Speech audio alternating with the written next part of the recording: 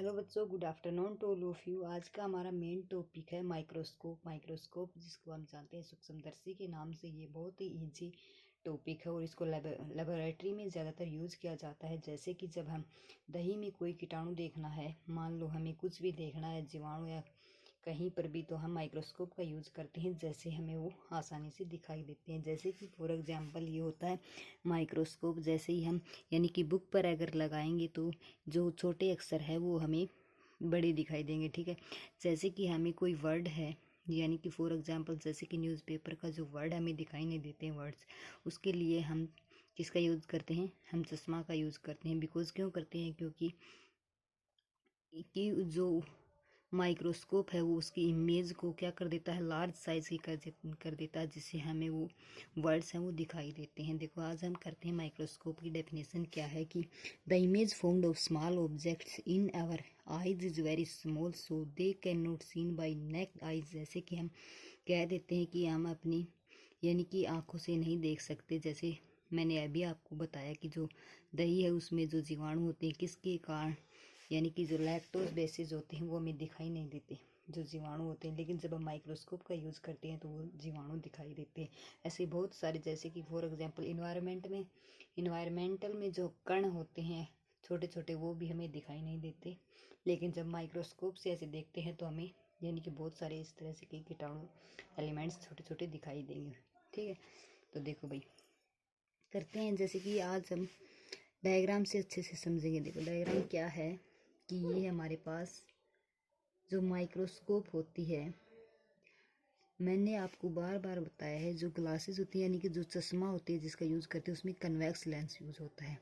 तो माइक्रोस्कोप भी एक क्या है, यानी कि जो छोटी ऑब्जेक्ट है उसको बड़ा करके यानी कि उसकी इमेज को लार्ज करके हमें दिखाता है, तो उसमें यूज़ होगा कन्वेक्स लेंस का। कन्वेक्स लेंस का अगर यूज़ होता है तो आपको ये भी पता है यहाँ क्या होता है, ये एक प्रिंसिपल एक्सिस होती है, इसको हम पॉइंट ओ लेते हैं और ये हमारा फोकस होता है और इस साइड भी फोकस होता है। इतनी बात आपको पता है। इसके बाद देखो अब हमें क्या करना है, जैसे कि हमारी बुक का वर्ड है, मीन्स ये ऑब्जेक्ट है। चाहे आप किसी बुक का कोई वर्ड लो, कुछ भी लो भाई, जैसे कि ये ऑब्जेक्ट है, मैंने ऑब्जेक्ट उसको कहा कि ये अक्सर मुझे दिखाई नहीं दे रहा, तो मैं इसको माइक्रोस्कोप से कैसे देखूंगी। ठीक है, और उसकी इमेज कहाँ बनेगी।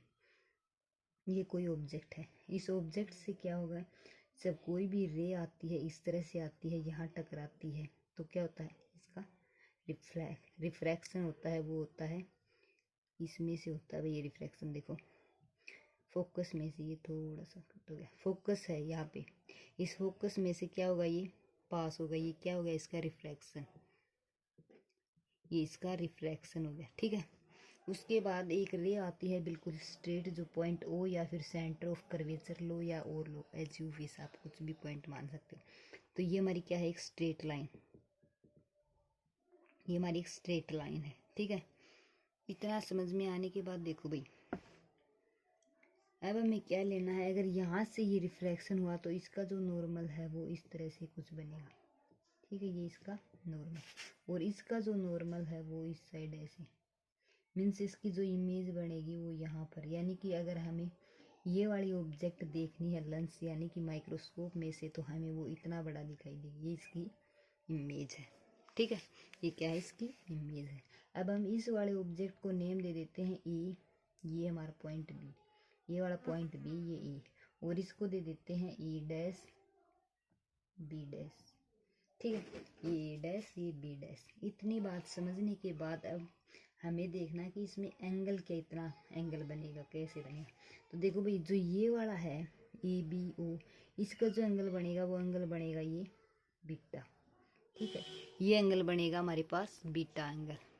उसके बाद अब हमें क्या करना है, ये जो ऑब्जेक्ट है इसी के नॉर्मल, जैसे कि इसके नॉर्मल अगर हमें लगानी हो तो हम इसको लेंगे ई डैश, तो हमें हमारे पास ऑलरेडी है, हम इसको लेंगे ई डबल डैश। ओके, क्या लेंगे, ई डबल डैश, पोज कर लो इसको, इसका नॉर्मल है। तो देखो भाई यहाँ से और इसकी जो इसका जो एंगल बनेगा, इस वो पॉइंट से टच है भैया इस तरह से, इसका एंगल बनेगा अल्फा। क्या एंगल बनेगा? अल्फा। आपको मेनली ये डायग्राम याद रखना है कि इसके अंदर दो एंगल बनते हैं, एंगल बीटा एंड अल्फा। ये हमारी ऑब्जेक्ट है ए से बी, और ये हमारी ए डैश और बी डैश है, ये हमारी इमेज बनी। माइक्रोस्कोप लगाने के बाद ये क्या है? इमेज बनी। और इसके नॉर्मल अगर हम लेते हैं कि भी इसके पैरेलल है तो इसको हम .8 डबल डैश मान लेते हैं। उसके बाद ये आपकी आइज़ है, मीन्स आप यहाँ से देख रहे हो, ठीक है, यहाँ से आप देख रहे हो। उसके बाद क्या है, अगर ये अच्छे से समझ में आया तो मैं आपको आगे एक डेरिवेशन करवाती हूँ। देखो भाई, डेरिवेशन करना भी ज़रूरी है। क्या है, हम लेते हैं मैग्नीफाइंग पावर क्या होती है।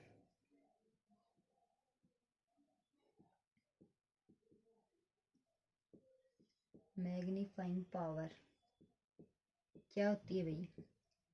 देखो, इसी में मेन है कि मैग्नीफाइंग पावर अगर आपको निकालनी हो तो वो होती है, इससे m इज इक्वल टू होती है कि हम लेते हैं angle subtended by the final image.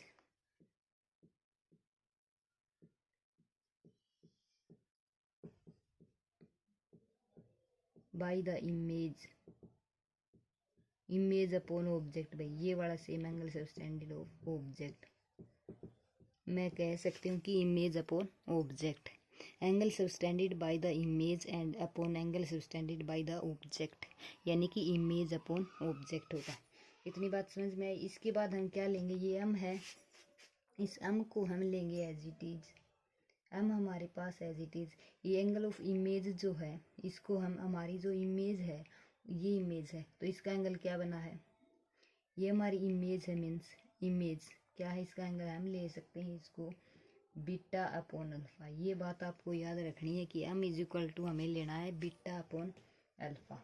Beta upon alpha लेने के बाद हम इसको लिखेंगे m इज इक्वल टू, आपको एक बात याद होगी कि हम यहाँ पे देखो टेन थीटा को हम थीटा लिख सकते हैं, तो हम बीटा को टेन बीटा लिख सकते हैं और अल्फा को टेन अल्फा लिख सकते हैं। तो देखो इसको हम लिखेंगे tan beta upon tan alpha, इतना लिख सकते हैं। Any problem?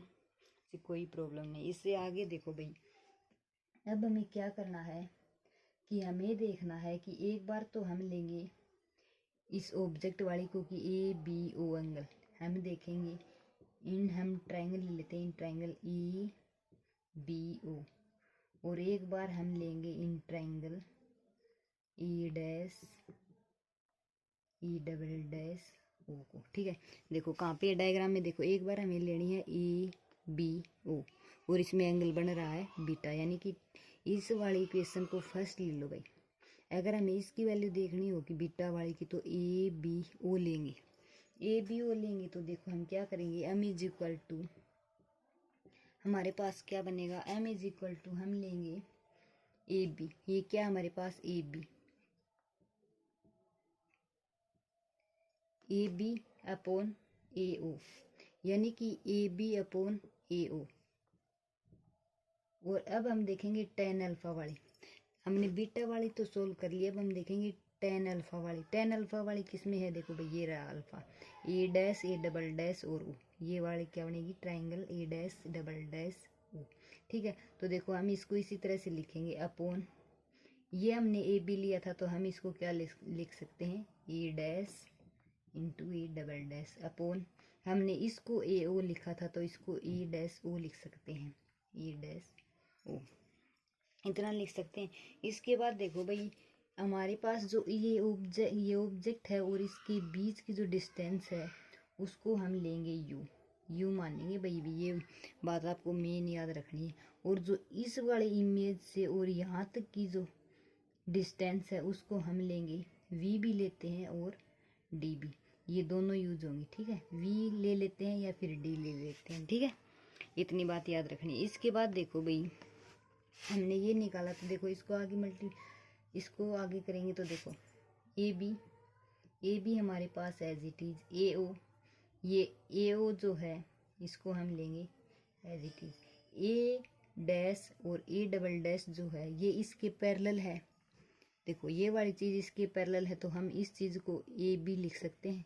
A dash A double dash को हम क्या लिख सकते हैं, देखो ए और ए डबल डैश को अगर ये इसके पैरेलल है तो हम इसको ए बी लिख सकते हैं। ठीक है, तो देखो यहाँ पर A B upon A dash O की वैल्यू क्या है, देखो ए डैश ओ के बीच की मैंने अभी अभी बताया आपको, वी भी लिख सकते हैं और डी भी। अगर हम डी लेते हैं, मान लो यहाँ पर हम डी लिख लेते हैं, ए डैश ओ के बीच की डिस्टेंस डी है, लेकिन जो इस कन्वेक्स लेंस है, यानी कि जो ये कन्वेक्स लेंस है, इससे इस साइड यानी कि अगर लेफ्ट साइड हो तो हम माइनस लेंगे, जैसे कि माइनस यू लेंगे, माइनस वी माइनस डी, और अगर इस साइड होती है तो हम उसको प्लस में लेते हैं, तो हमारे पास होगा माइनस डी।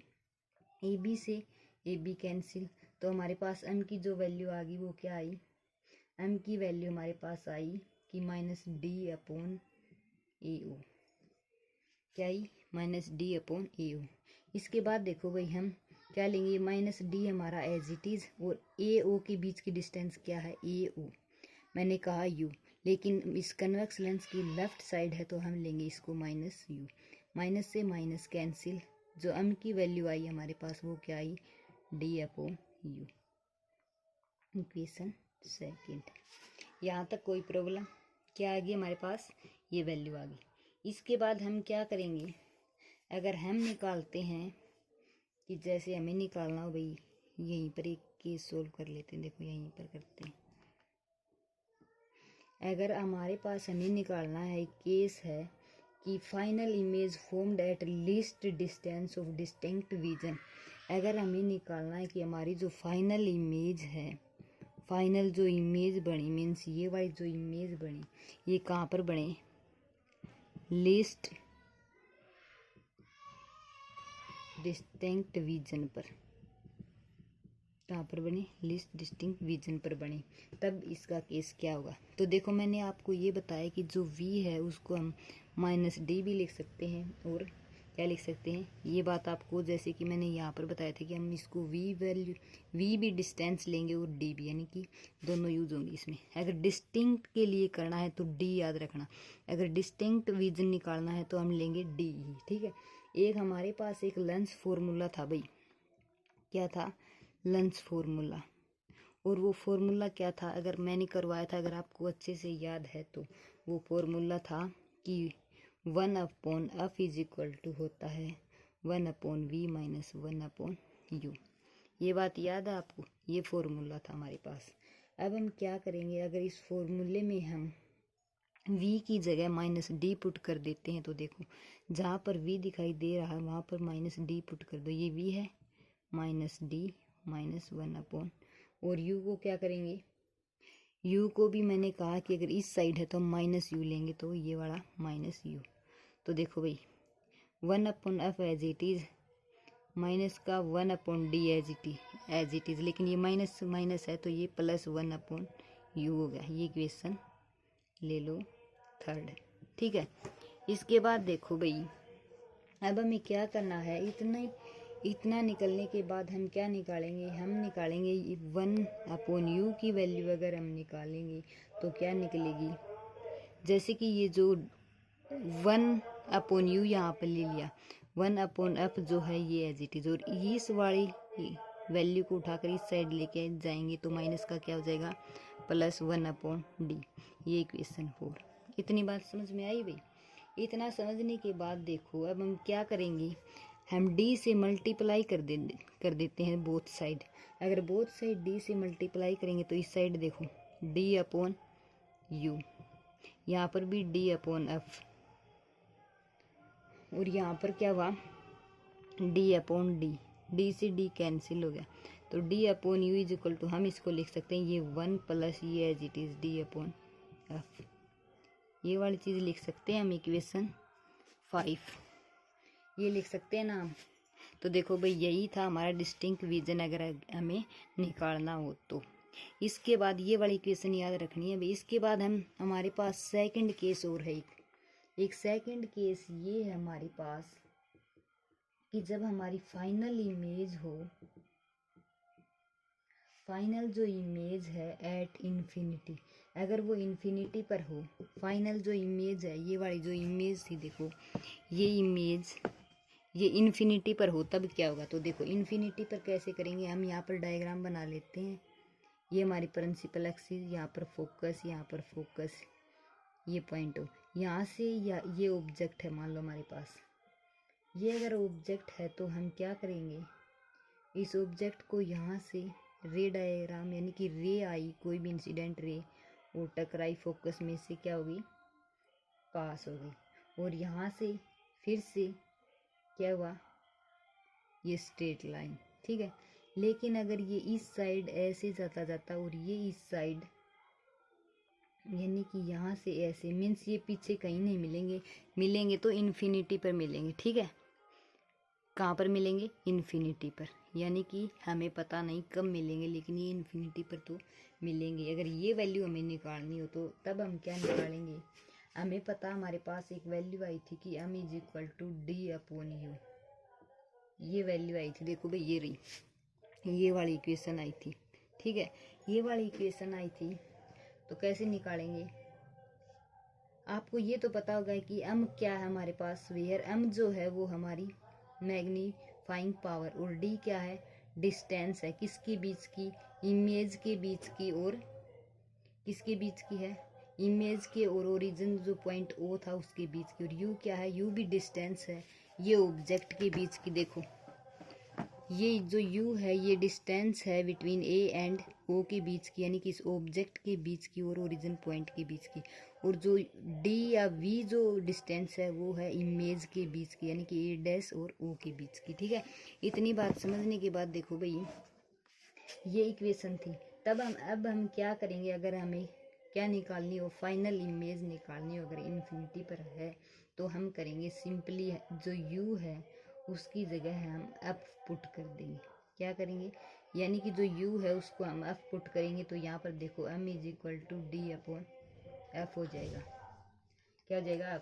तो यही था भाई मेन माइक्रोस्कोप, यही था कि हमें कन्वेक्स लेंस लगाना है, और जब हम इंसिडेंट रे को पास करवाते हैं तो रिफ्रैक्शन होता है और एक स्ट्रेट लाइन आती है, उसी के यानी कि जो इमेज बनती है वो उसकी क्या बनती है, अगर कन्वेक्स लेंस के सामने इमेज बने तो वो क्या होती है, रियल इमेज होती है, और अगर इसके पीछे बने तो होती है इनवर्ट, लेकिन ये हमारी तो रियल इमेज बनी है, और ये था इसका डेरिवेशन। एक फाइनल इमेज जो है लीस्ट डिस्टेंस या डिस्टिंक्ट विजन पर हो, और दूसरी जो इमेज है वो इन्फिनिटी पर हो, तब क्या होगा। तो भाई मुझे उम्मीद है ये टॉपिक आपको अच्छे से समझ भी आया होगा।